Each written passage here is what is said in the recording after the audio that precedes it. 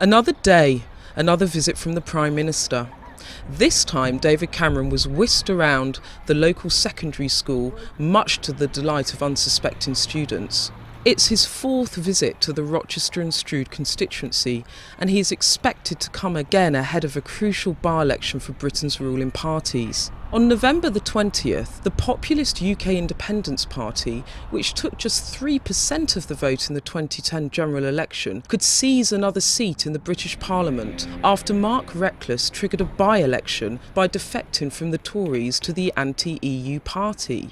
David Cameron's allies billed the Rochester by-election as his Stalingrad, the moment when the Conservative Party stopped Ukip in its tracks. But now they are facing likely defeat, and the Ukip momentum looks set to continue apace into the next general election.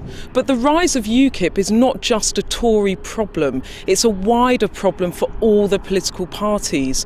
Voters are worried about immigration, about public services, about wages, and they no longer believe that the three main political parties can answer those concerns.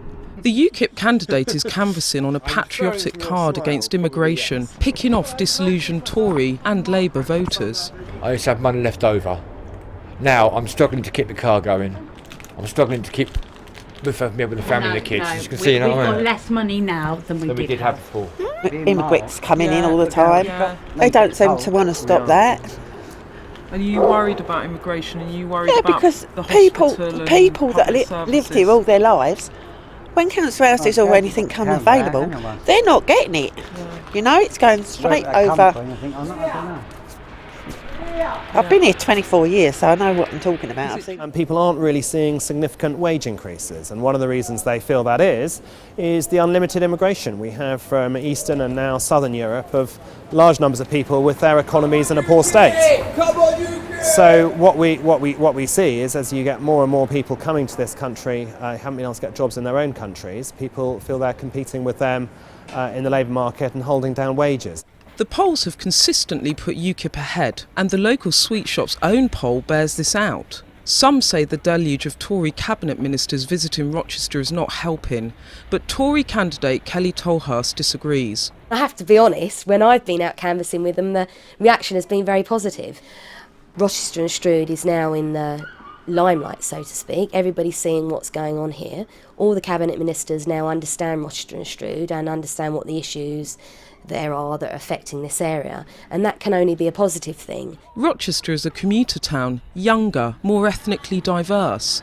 This Kent seat was Labour in the Tony Blair years, turning Tory once again in 2010. This is not obvious Ukip territory, and that makes it a breakthrough seat. It's not the typical place people say UKIP are strong. I hope I've had a good record as the MP and can pull people over, but I think also it shows that UKIP's message is resonating across the country, not just in areas where people are particularly concerned about immigration, but also where people recognise the Conservatives haven't got their promises on the economy.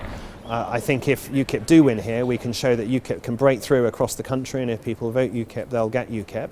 And I think people will begin to see that our political system is changing. The Conservatives believe they are better on local issues, but they also know it's probably not enough. The Prime Minister is even imploring local Labour and Liberal Democrat supporters to vote tactically to keep UKIP out. Myself as the local candidate who wants to be the local champion, and the Conservatives actually are the ones that have come up with a credible plan for this by-election. I've said we want action and not just talk on immigration. We need to bring Medway Hospital out of special measures. We need to get more jobs and infrastructure, and we need to tackle some of the issues around people getting around the Medway towns, whereas actually all I've heard from people like Ukip, for example, he's just talking about immigration and EU, and actually when you listen to him talking about immigration, he seems a bit confused to me, where I've been very clear.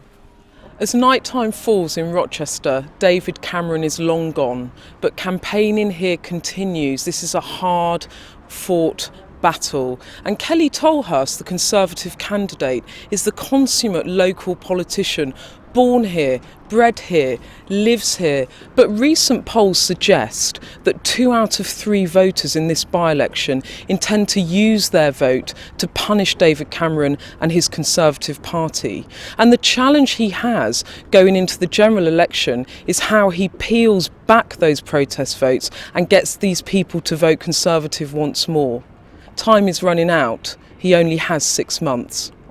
Elizabeth Rigby, Financial Times, Rochester.